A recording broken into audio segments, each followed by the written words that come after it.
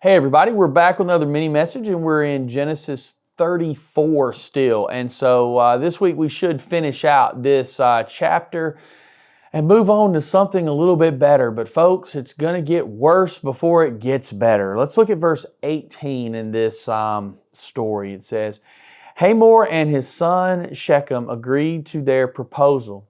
And Shechem wasted no time in acting on this request, for he wanted Jacob's daughter desperately. Shechem was a highly respected member of his family, and he went with his father Hamor to present this proposal to the leaders at the town gate.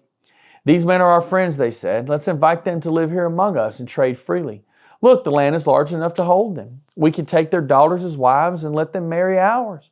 But they will consider staying here and becoming one people with us only if all our men are circumcised as they are.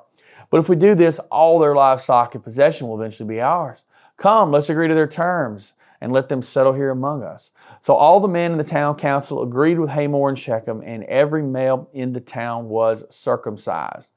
So this was a big deal. I mean, this is them basically in some way grabbing on to the covenant, considering themselves part of Jacob's family, household, in some way associated with them.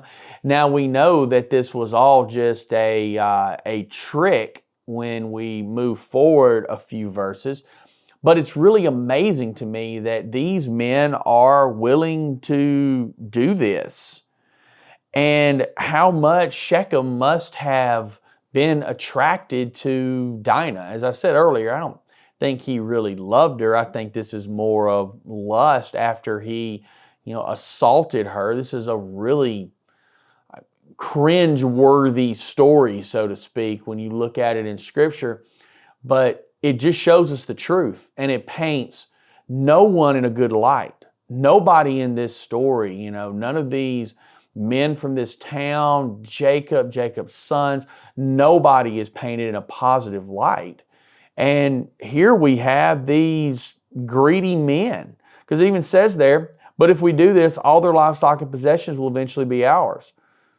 It's amazing what men will do for women and money, because that's basically what was, kind of put in front of them. You can marry their daughters and we'll eventually have all their stuff. And Jacob was very wealthy. So this was them agreeing to do this simply because of what they thought they could get in the long run. Shechem and Hamor were used car salesmen. That's what they did. They sold this to the men at the town council. And boy, will it turn out to be a bad decision. We'll talk about that tomorrow.